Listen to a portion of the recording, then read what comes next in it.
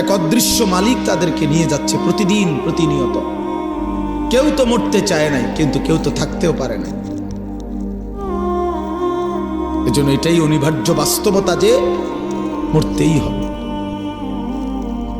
যেতেই হবে, ফিরতেই হবে আল্লাহর কাছে, ফিরতেই হবে। তাহলে কাজেই যেটা চিরন্তন বাস্তবতা, যেটা অনিবার্য সত্য, সেটাকে পাশ কাটানো বুদ্ধিমানের কাজ না। এটা কোনো বুদ্ধিমান হইতেই পারে না।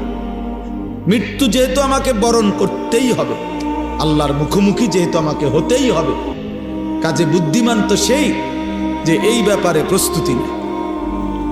কারণ আমি তো এটা এমন কোনো বেলা আমি নেতা দৈরা এই দল কিংবা ওই দল কিংবা কোনো রকম কোনো ছল ছাতুরি করে যেহেতু আমি কবর থেকে, মৃত্যু থেকে নিজেকে আড়াল করতে পারবো না, কোনো সিস্টেমে নাই, ন্যূনতম কোনো সম্ভাবনাও নাই, তাহলে অতএব কবরের জন্য প্রস্তুতি নেওয়া, আখেরাতের জন্য প্রস্তুতি নেওয়া, এটাই বুদ্ধিমানের কথা।